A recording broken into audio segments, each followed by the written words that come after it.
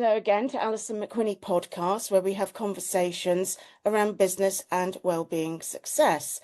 And this morning, I'm delighted to be chatting with the CEO of the Kingston Chamber of Commerce, Forbes Low. And this morning, we will be talking about what a Chamber of Commerce does and how it can be useful to businesses. I joined the Kingston Chamber of Commerce this year, having started up my own business, and I have found it a really helpful organisation. And so I just want to share that with businesses and help you find out more about the Chamber. So, Forbes, a very warm welcome to the podcast. Morning. I think it would be good to look at some general understanding around what a Chamber of Commerce actually is and what it actually does. So if I could hand over to you to take us through that, please. Thank you, Alison. Thank you for those kind words. I'm glad you're enjoying the journey so far. Okay, a Chamber of Commerce. What is a Chamber of Commerce? So in Kingston's sort of world, we are an independent business membership organisation. Our funding comes directly from our chamber members, from our patrons, and from any business support program which we may deliver. As I say, we are a not-for-profit. We are currently based in this beautiful circular Guildhall, but we are very independent of the council and various other organisations, though we have a particularly good relationship with the council, which I'm delighted with. It isn't a government organisation. And over the many years, there's always been this perception that a chamber is a bit of a kind of old man, white institution. What I can do in terms of being of a certain age, I can't do anything about. But we try to have a younger attitude. We like to be little disruptors. We like to try to keep innovating what we offer and deliver. And I have a fabulous team. We are all part-time. Though I think to the outside world, nobody would have a clue that we're all part-time because there's so much work which we tend to deliver and want to be involved in. So there's Alona, who does a lot of our membership and events, and then there's Robin, who does all our digital strategies, and they've been with us from Alona's case for 3 years, Robin for about a year and a half, and I've been in the CEO position for, over 6 years now. Yeah. I joined 7 months before COVID, and there's no handbook to tell you how to run a membership organisation during the pandemic. So a tremendous amount of learning, but it's a fabulous organisation to be a part of, and I'm very proud to be leading it. There are many local chambers. You'll probably find each borough will have a chamber. It's not given that there is a chamber, but we work with our local ones in Merton, West London, formerly known as Hounslow, and particularly closely. And there are international chambers in different countries. They do have, which I wish we could have over here. Basically, I think in Holland, if you were part of a chamber, it's almost mandated that you have to join. Over here, it is very voluntary. So the impetus is on us to actually make sure we provide really good benefits and to make it a very inclusive, enjoyable membership. As I keep saying when I do our chamber introductions, this is a little bit like a gym membership. You need to be in the room to see the improvements and to get the connections, but it's got to be worthwhile. You've got to enjoy it. I'd like to pick you up a bit on the staffing that you have. And what I would like to feed in is that from a customer perspective, a member business, you really do have a fabulous team. And that includes yourself. And whenever I have approached any member of your team, they have been so helpful and so knowledgeable and respond really, really fast. And you would not know they were part-time. You just don't see that at all.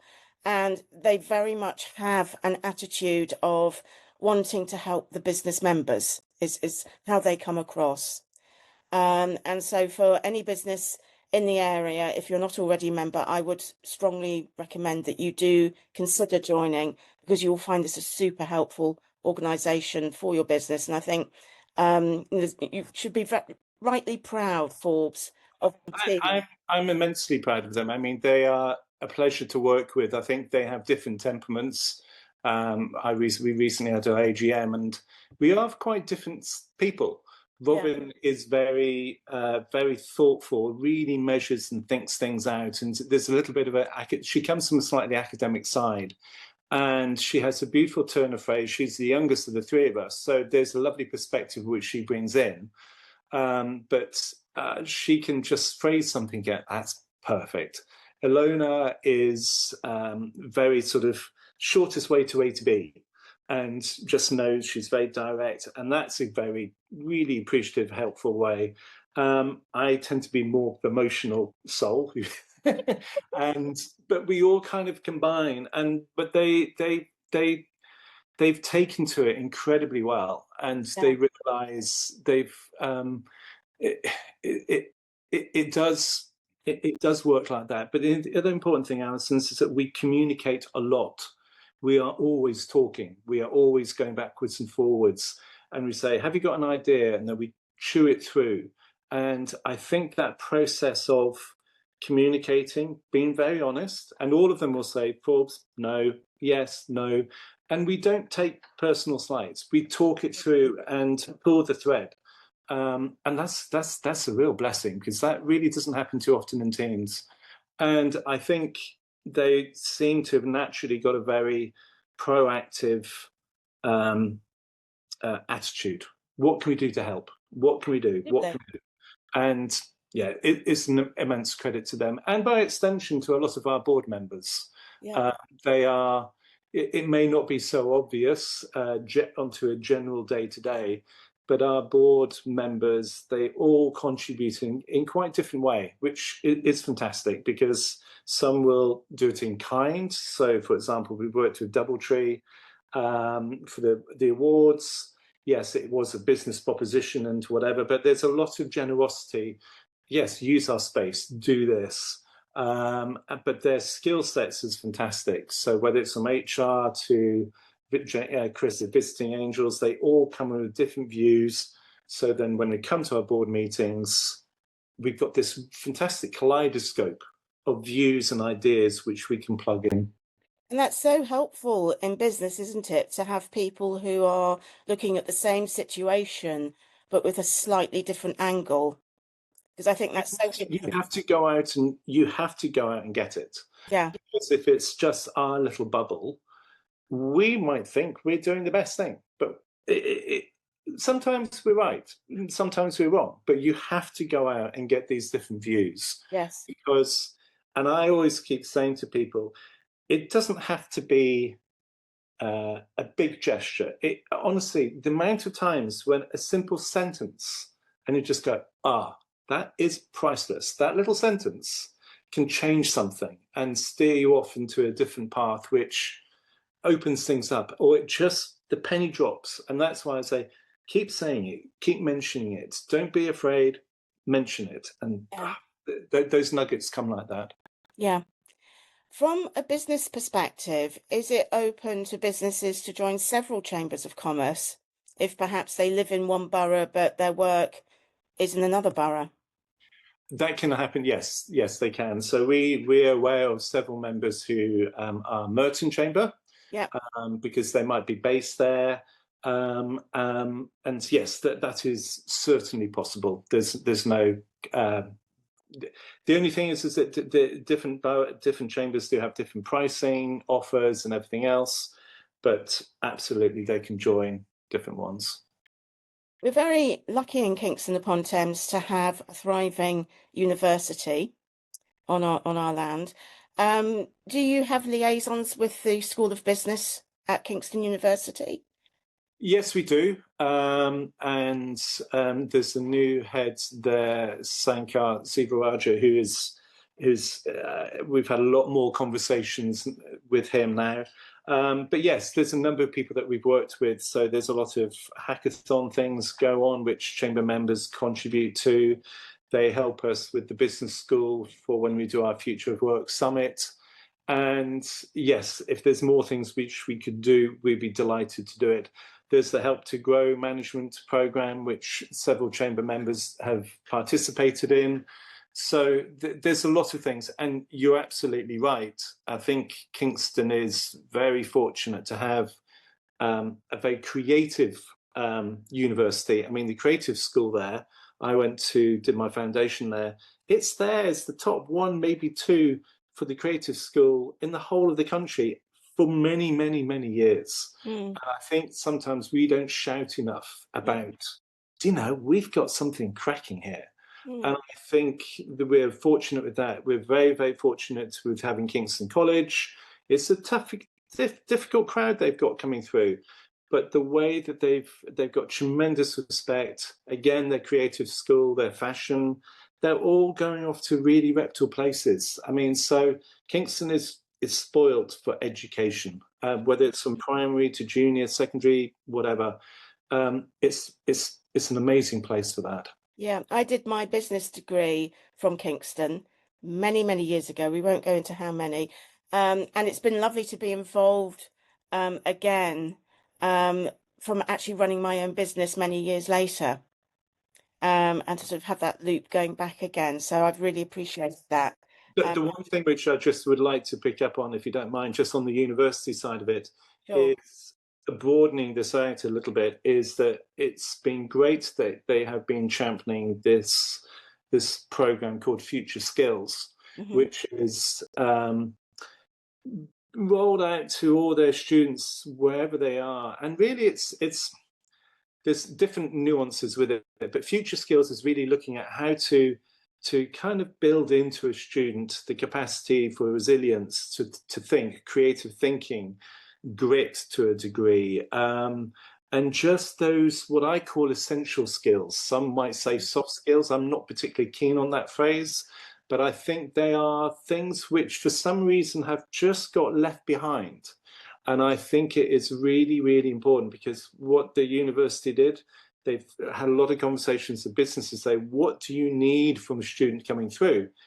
And it's all well and good to get a knowledge or a degree or these things, and that's fantastic.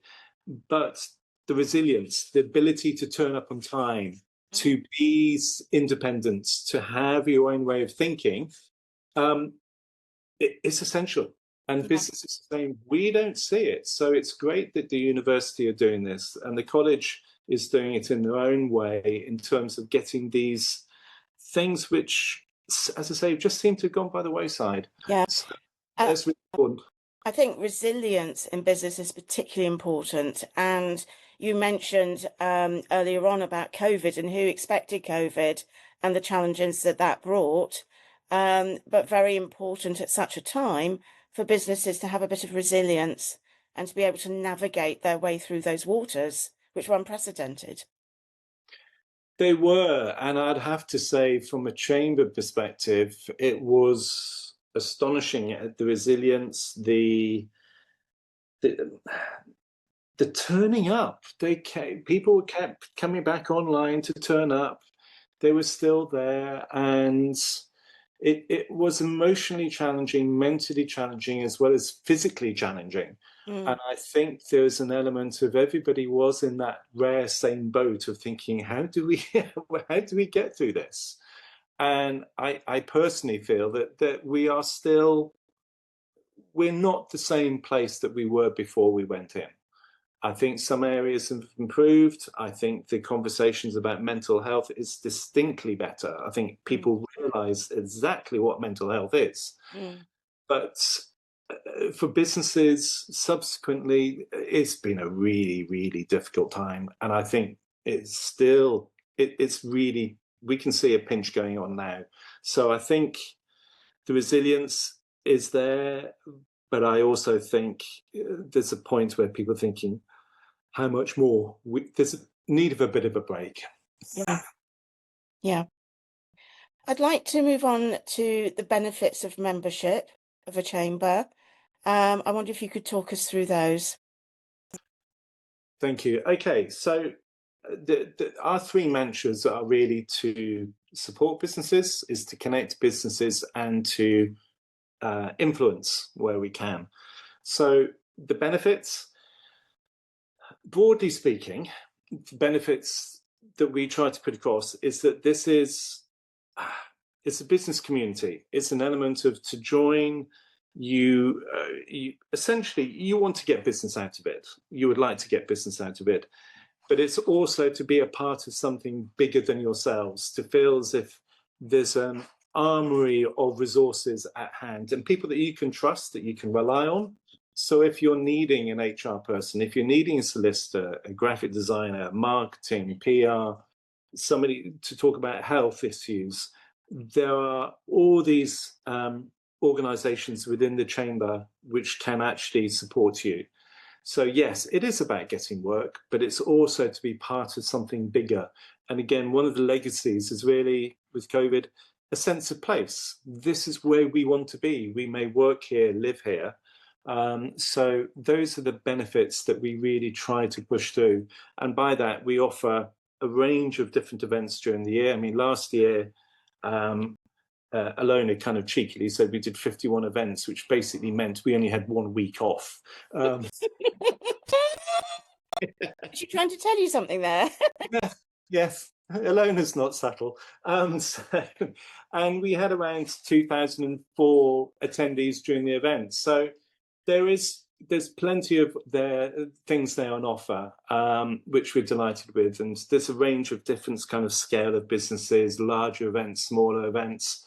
From like 2 weeks ago, we did a Future of Work Summit. We have the Kingston Borough Business Awards. We do a Business Expo. And then it comes down to something as relatively kind of mundane as networking. And that is really appealing to try and cater for these different ranges and what people need. So that's really the connecting. The influencing is really important. And I think, again, one of our members from the university was saying, can we push this more? We can't be seen as just doing events. Our connections are really beneficial in so much as that we, and the lead of the council popped into the office yesterday. We were chatting about something. And the fact that we do have this, we have the knowledge of what's going on at very senior levels is beneficial. But a lot of people will come to us and say, what's people thinking? What's going on? What's the temperature? So we launched a big business survey last year. It's just started again. It's how is our borough working? And it's really important to get this data. And then we can actually say, right, our services, what we can really pinpoint, what are the stress points, where are the growth points, where are people looking to hire more people? It gives us really good data, which we circulate to the skills and employment team at the council, the college, the university, a number of our kind of stakeholders. And we say, this is what's going on. And it's the same for our patrons. They all contribute to this. So we get this information. We hear it a lot, but it's great to actually get that immediate feedback from a survey like this. We put it all together and we can send it on. Yeah. And how much does it cost to join a Chamber of Commerce? For Kingston, we scale it by the number of employees that you have. Yep. So we feel as if that's the fairer measure of scale and size. So they all kind of, the cost is there on the website, but it starts off at a reasonably low level. And again, each year we just check what other chambers are doing to make sure that our prices are comparable, if not more cost effective. And I do think we are possibly one of the cheaper ends of membership, but the point is the benefits. It always keeps coming back down to the benefits. Yeah. So as I say, it's scaled according to number of employees that you have. So individuals and freelancers can join as well as somebody working in a company. Completely. Yeah. And what we always say to somebody who is in a larger business is allow different people from that team to come along. So it doesn't necessarily have to be somebody who did the signing up. If it can be broadened up from a business, that's fantastic. So for example, Handelsbanken, who've been a long-standing member. You could see at any one point a different person from their organisation. I think that's a great way of broadening sort of their understanding and their team's understanding of what's going on locally. Yeah.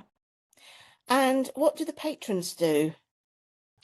The patrons are enormously valuable. It is a sort of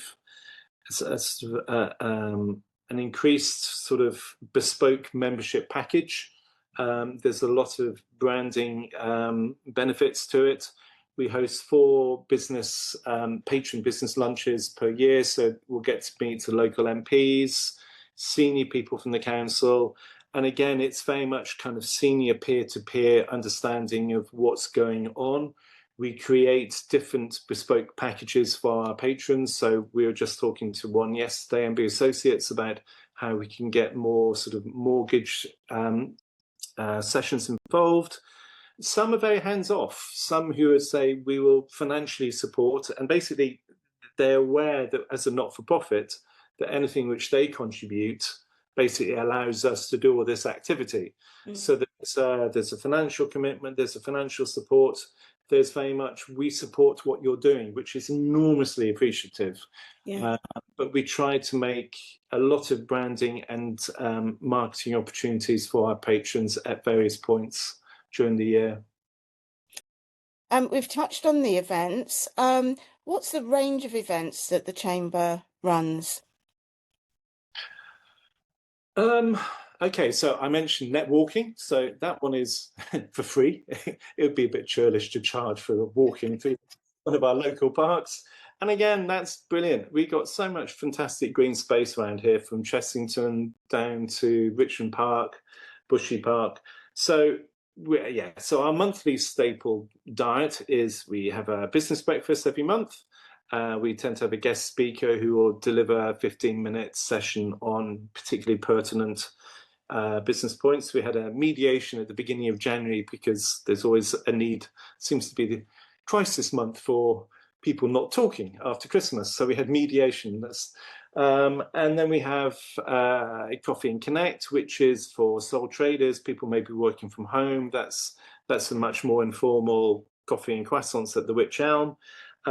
We then host things like the Women in Business lunches, which are incredibly popular and sell out incredibly quickly. I've been to several of those. They're brilliant. Yes, and again, we get a guest speaker, and we try to really make this like a little bit like Women's Hour on Radio for issues which are totally pertinent to women in business. I'd say over half of our members now are female-led as a business in the Chamber in terms of numbers, which I think is great. We then have the Kingston Green Business Community, which is for those people. We run this with the council. For those who are wanting to be much more involved in sustainability issues, they can be a part of that kind of club. We host Think Green webinars. So next week we have one on fashion circularity, basically how do we repurpose fashion items and the culture with that. So that's always very, very interesting. We have chamber socials. And then we have the larger events, which is, say, the Future of Work Summit, which is a very educational day to understand broader themes as well as kind of bite-sized specific topics like cybersecurity. We then have a New Malden Business Forum, which we run at every 3 months, which is, surprise, surprise, in New Malden. We then have the Women in Business Forum. Was the first time we did it last year. We'll be repeating it this year. And so it's basically an extension of the Women in Business lunches. So it's a whole morning to really get chewing into some really good points. And then we run the Kingston Borough Business Awards, which we've done now for 4 years. And that's amazing. Only so much is that the key thing is I love the fact that the judges come back and say, we had no idea this is what was going on. And it is always an eye-opener and thinking what amazing stories are going on. And we think we have a rough idea. We haven't got a clue what's going on until we see these entries coming in. And you just think, oh, I love that. That's so impressive. So there's a range from big to small. and then on the influence side, sorry, I know I'm a wee bit monologuing here. We work with the London Chamber of Commerce. We work with our local councillors. We work with our local MPs. So I'll see Sarah Olney or Ed Davey at least once or twice a year. We work with the university, the college, Kingston First, the local bid. We know kind of Kingston Voluntary Action and Sonia very, very well. And increasingly what's happening is we're working on a lot of the conversations about the South London Partnership, which is essentially sort of the Merton, the Richmond, Sutton, us, down to Croydon. There's a lot of emphasis and movement coming from the Mayor of London to sort of really promote this stretch of London. And there's a tremendous amount of vibrancy, creativity, and tourism in terms of from Chessington to Hampton Court to Twickenham but there's a lot of different things going on. So there's a real emphasis with that work as well. So we're in the mix in a lot of different areas. You certainly are. Picking up on the Business Awards programme, for businesses who might be considering putting themselves in for an award, what sort of things do you look for? Oh, that's a good question. First, I mean, just to caveat that, I mean, the businesses have to be working in the borough, so it is a very local borough focused. The art of it, Alison, is the story. The questions may vary according to the categories, Yeah. but essentially it is telling the best story about sort of where you are, what you've done, what's the benefit. And that, in a nutshell, that's almost the journey. It's a case of what influence, what impact have you made, either for your team, for your local businesses, or the broader area. It's all about really the benefits and the impact that you've made in a nutshell. Brilliant. What would you say have been the main achievements of the Chamber in the past year? Well, I could be glib and say that we haven't all gone into to the Priory for treatment. If we've done 51 events a year, so I think we've kept our sanity. So I think that's quite an achievement. But in all seriousness, I think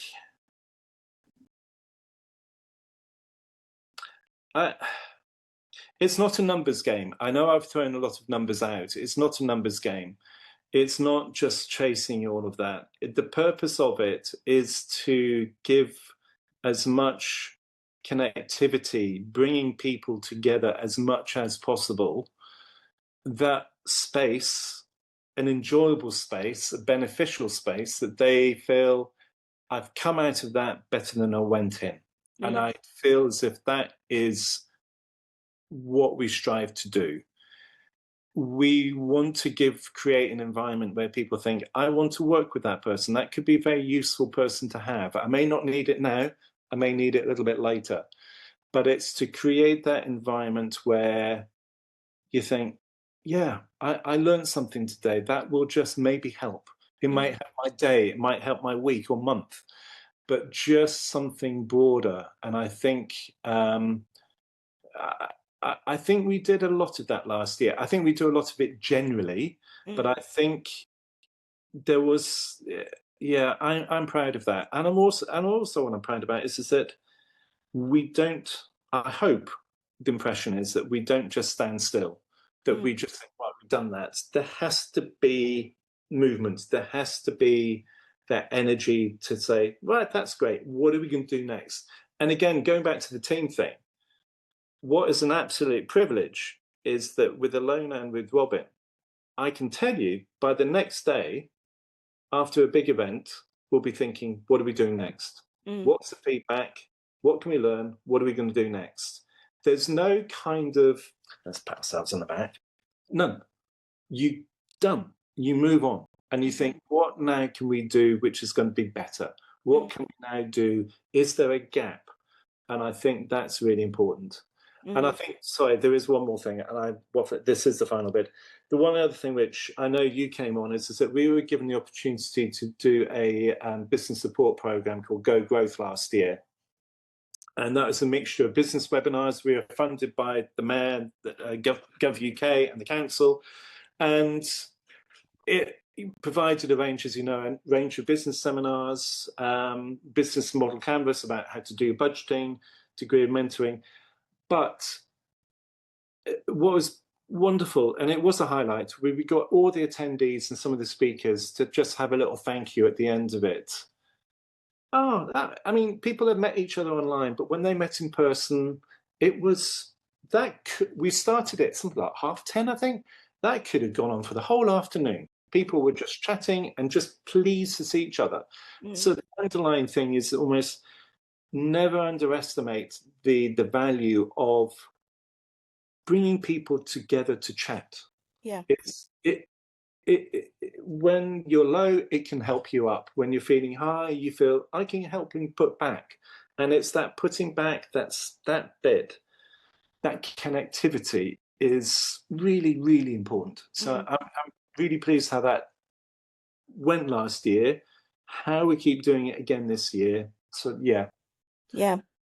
What I'd also say to any businesses who are not members at the moment but are thinking about it is that when you go along to these events, you may not know anybody at the point of actually going along for the first time, but you're always given a very warm welcome. And it's actually very easy to start up conversations with people there. And certainly I have already found several instances where I thought, oh, that could be a really nice collaboration for me. And it's something I'm working on at the moment. So, you know, it's not just about the socializing, but for me personally, I found it's actually resulted in possible business going forward. I think that's a really good point about collaboration, and it's an enormous credit to the members.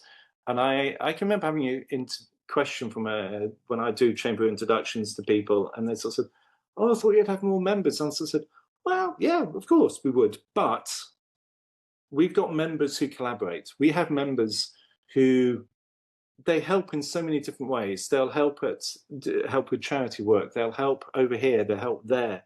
But what they're increasingly doing, in your example, is they find somebody else to collaborate with. They join up, and this is quite a new thing. And I just brilliant. That's what this is here to do. Go and join, mingle. So, for example, there's a yoga lady who's Leslie, who has teamed up with Nudrat, who's a nutritionist. So they put a joint package together. Perfect. That's how these things should work.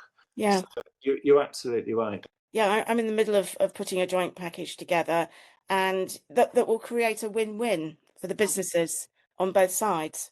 So it's very exciting whenever I go to one of your events. In the back of my mind, I'm always thinking, oh, is there a synergy here? Is there something that we could work on together and move something forward that'd be for mutual? But I think, your attitude is absolutely spot on, because you go out there with a proactive approach. And I think this is where these things work. It's like any membership works, is if you go with a kind of open mind, I want to learn, I want to see what I can do, it will return. It will come to you.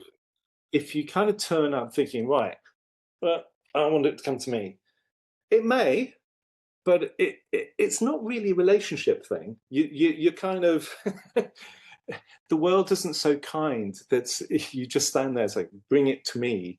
It might, but if you go with an open mind like that, to go and think, well, I want to learn, I want to see what's going on, it becomes far more beneficial and enjoyable.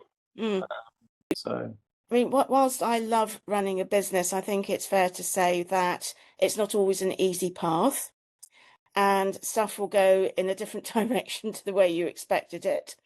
And having contacts within other businesses who will say, oh, that happened to me and this is how I dealt with it. Don't worry, you'll get yourself out of that. It's just so beneficial. It is, and I think again, it's that notion of you kind of turn up to events and you hear something and you're just realizing, oh, thank goodness, I thought it was just me. Yeah, yeah. have any advice for someone starting up a business from fresh? Yes, I think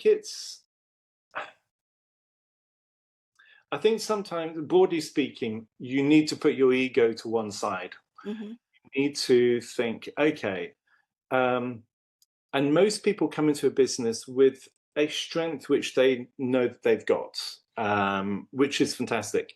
But I think it's then an element of thinking, what do I need to help build up other things? So, for example, I'm a graphic designer.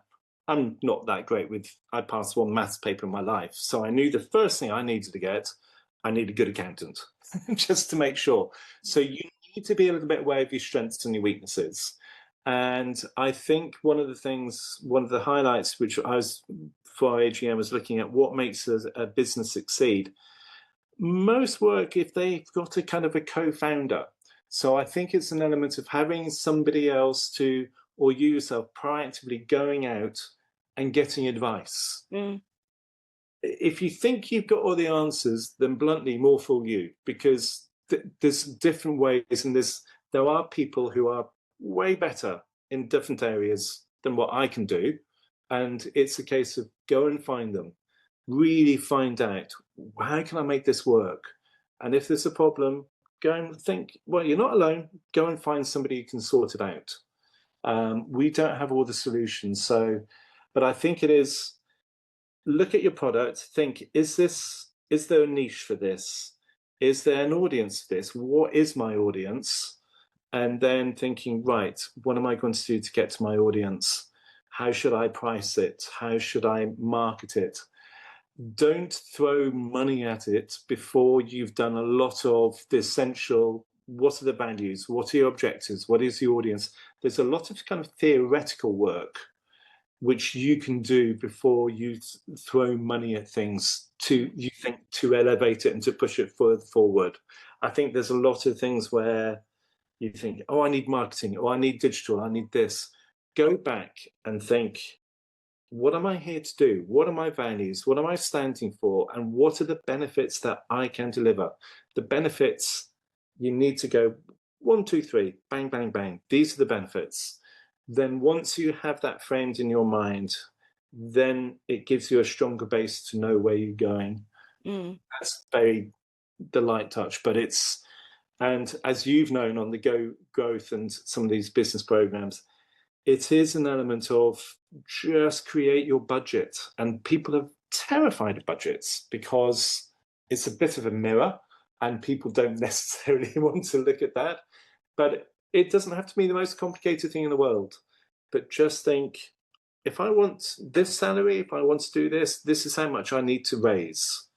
Then think, okay, to do that, I need to price what I'm doing at this amount. Yeah. A lot of simple paperwork can help before you spend too much money. And in terms of maintaining your mental health in business, I think that is very important as well and can be challenged in tough times. Do you have any tips on that at all?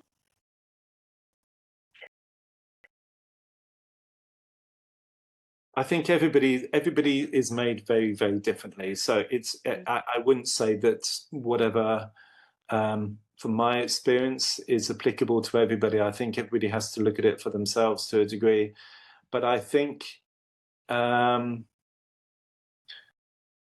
I do think, I mean, it's the cliche thing of some degree of balance, trying to get some space for exercise, for walking, for some degree of getting out of the loop with it.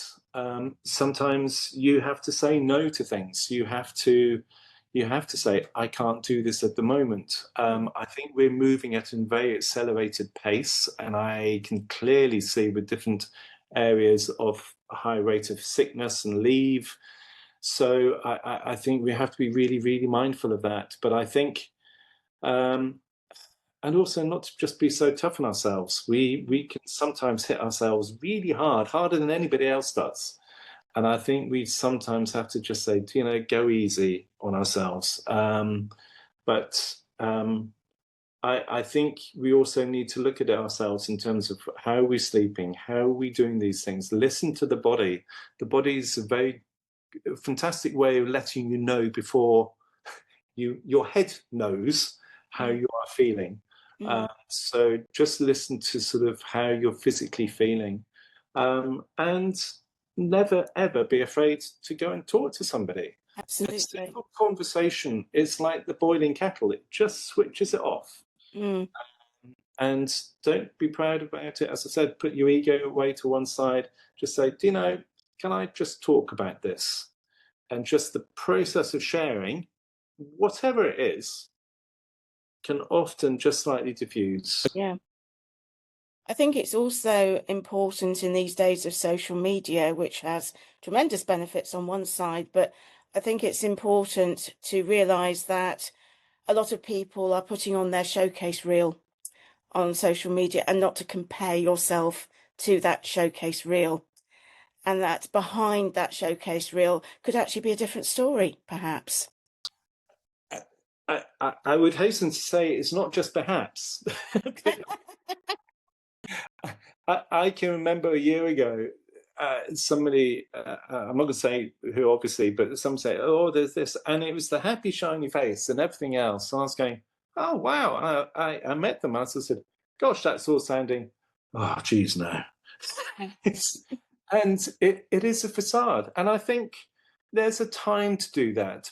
But the acting and all of that, you have to be honest, and you just have to say, do you know what? You're only human. You can't keep doing that for too long. No. It's not really helpful. So if you don't want to, just don't do it and just pretend that you're this and that. But yes, it can feel, as in a lot of other things in our social world these days, that I've got to be fitter, better, taller, thinner, and God knows what else. And actually, don't even bother going there. Yeah. Just put up the work in progress sign and be done with it. And that's it. We are all work in progress. Yeah. And there's always things we stuff up, things we learn, things. And I mean, one thing I'm always told is take a compliment. I'm rubbish at taking compliments. And I think there's an element of, do you know, listen, take it. Take it. They've been given to you because they feel you're deserving it. Yeah. But yeah, work in progress all the time. This has been a really good conversation, Forbes. Thank you so much. Is there anything else you'd like to add that you feel we haven't covered so far? No, it's been lovely. It's been lovely to kind of zigzag through these things. And no, I mean, as I say, I mean, you are a wonderful. Thank you for hosting myself and for making this work. And I'd just say, from a purely selfish point of view, the chamber and the chamber, I think, is a really welcoming place for businesses, big or small. There's a number of areas which we can contribute and help signpost your business. But I've always said this. I think Kingston has got a really kind of special business community, and there's a willingness that if I can't help, then I'd say to Alison, if Alison couldn't help, she would pass you on to somewhere else. We want this borough to work, and it's got a very distinctive personality, and I can see this from the council to other stakeholders. The heart is there to make a lot of differences and to keep bringing people together. And we're just one part of it, but we want to make this a beneficial and enjoyable part. But we need people like you, so that's what makes it all work. Thank you. And how can people get in touch with the chamber? Is via the website the best way? It is. Yes, it is, or through our respective emails. But yes, it will be through the website. And just for the final note, I always say this: our current website, the dinosaurs were last seen using it, so it is being updated at the moment. So hopefully, in about a month or two's time, there'll be a new website as well, which will make it look a little bit more contemporary than what we currently have.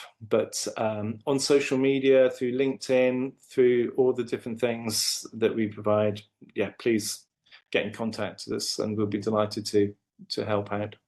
Lovely. Forbes, thank you so much. Really lovely conversation that I think will be very helpful to people watching this. So I'll bring our conversation to a close and say goodbye to our viewers. And thank you very much. It's been a pleasure. Thank you, Alison. Mind yourself.